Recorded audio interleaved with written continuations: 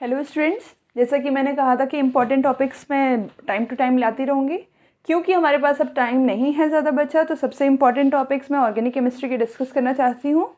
जैसे कि named reactions बहुत इंपॉर्टेंट होती हैं, बिकॉज नेम्ड रिएक्शन से हमें पता नहीं चलता कि उसमें ऑक्सीडेशन हो रहा है, रिडक्शन हो रहा है, एडिशन हो रहा है, क्या हो रहा है। दैट्स वाई नेम्ड रिएक्शन बहुत इंपॉर्टेंट होती है। तो आज मैं हेलो एल्केन्स की नेम्ड रिएक्शंस कुछ लेकर के आई हूँ जो कि बहुत इंपॉर्टेंट होंगी आपके एग्जाम पॉइंट ऑफ व्यू से। तो let's start without wasting our time. Finkelstein reaction. Finkelstein reaction सबसे पहले हमें मालूम होनी चाहिए किसके लिए है। इससे हमें हमेशा जब भी फॉर्मेशन ऑफ किसका करना है, हेलो आइडो अल्केन्स का फॉर्मेशन ऑफ आइडो अल्कीन हमेशा इससे होता है, फॉर्मेशन ऑफ आइडो अल्केन्स। तो एल्कीन बनना है तो RX जो लेंगे हम वो कोई और चीज़ रहेगी, प्लस आपका क्या होगा, sodium iodide and in the presence of acetone होगा।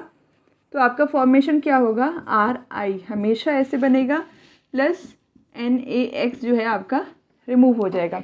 NaX आपका क्या हो सकता है, NaX में आपका X जो है Cl हो सकता है, क्लोरो या तो ब्रोमो हो सकता है।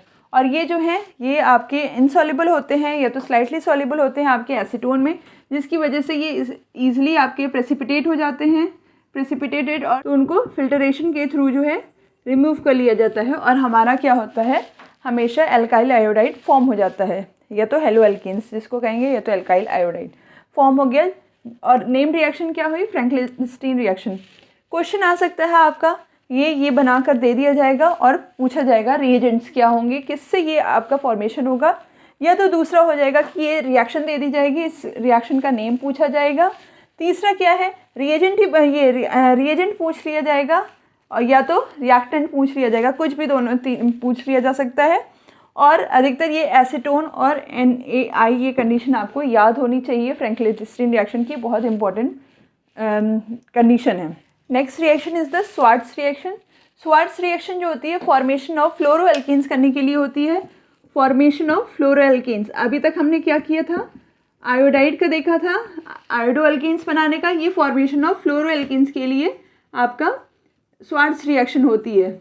अब स्वार्ट्स रिएक्शन में हमने क्या किया, RX लिया, इसको हमने किसी भी सॉल्ट से, फ्लोराइड सॉल्ट से अगर रिएक्ट कराएंगे, आपका मर्क्यूरस फ्लोराइड से, या तो आपका सिल्वर फ्लोराइड से, या तो आपका कोबाल्ट ट्राइफ्लोराइड से, या तो एंटीमनी ट्राइफ्लोराइड से, इन किसी से भी फ्लोराइड सॉल्ट से रिएक्ट होगा तो आपका क्या बनेगा, हमेशा फ्लोरोएल्कीन बनेगा। प्लस जैसे कि अगर ये वाला केस होगा Hg2X2 जो भी सॉल्ट होगा, या AgX जो भी बनेगा, COX3SbX3, ऐसे करके आपका साइड प्रोडक्ट फॉर्म हो जाएगा।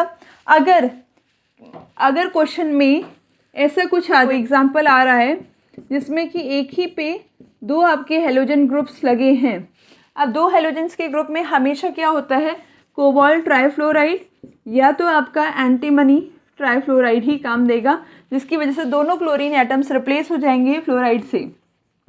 तो प्रोडक्ट कुछ इस तरह से बन जाएगा, ये आपका प्रोडक्ट फॉर्मेशन हो गया। अगर एक ही पे दो आपके हेलाइड्स होंगे तो आपका कोबाल्ट ट्राइफ्लोराइड या तो एंटीमनी ट्राइफ्लोराइड आपके यूज़ होंगे सॉल्ट्स। अदरवाइज आपका कोई भी आपका मर्क्यूरस सॉल्ट आ जाएगा, कोई भी सॉल्ट आ जाएगा फ्लोराइड का, तो इट मीन्स फ्लोराइड का फॉर्मेशन होना है, फ्लोरोएल्केन्स का फॉर्मेशन होना है।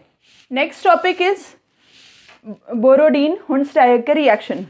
बोरोडीन-हुंस-डायकर रिएक्शन से हम क्या करते हैं, फॉर्मेशन ऑफ ब्रोमोएल्केन्स। ठीक है, अभी तक हमने आयोडोएल्केन्स पढ़ा जो कि आपका फ्रैंकलिस्टीन रिएक्शन से था, फ्लोरोएल्केन्स जो आपका स्वार्ट रिएक्शन से था, और ब्रोमोएल्केन्स जो है हुंस-डायकर रिएक्शन से फॉर्म होगा।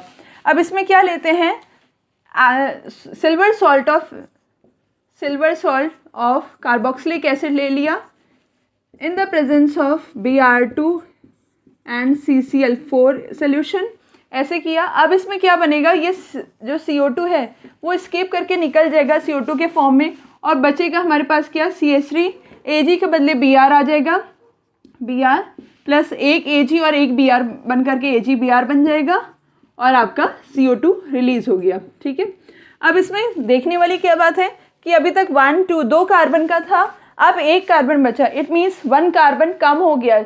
जब भी कोई भी कार्बोक्सिलिक एसिड सॉल्ट जो होगा आपका, उसमें एक अगर कार्बन कम हो रहा होगा, इट मीन्स आपका हुंस-डायकर रिएक्शन हो रही होगी। और अगर स्टेप्स में रिएक्शन होंगी, जैसे मैकेनिज्म में A product, B product, C product करके पूछा जाए और कार्बन की वहाँ एक कार्बन कम हो रहा होगा, तो मे भी वहाँ हुंस-डायकर रिएक्शन का आपका स्टेप चल रहा होगा। और इसको हम हुंस-डायकर रिएक्शन को देख रहे हैं कि डिसेंडिंग सीरीज हो रही है। 2 था, 1 बचा, तो डिसेंडिंग ऑफ कार्बन या तो डिक्रीज इन कार्बन चेन में भी कंसीडर किया जाता है। जहाँ भी एक कार्बन हमें कम करना होता है तो हुंस-डायकर रिएक्शन हम डील करते हैं। अगर ये सेम रिएक्शन Cl2 के साथ हो रही हो, यहाँ Br के बदले Cl2 होगा, तो उसकी यील्ड बहुत कम होगी, जिसकी वजह से वो इफेक्टिव आपका रिएक्शन नहीं होगी। और अगर हमने इसके बदले हम I2 कर दें, then same reaction leads to the formation of a ester.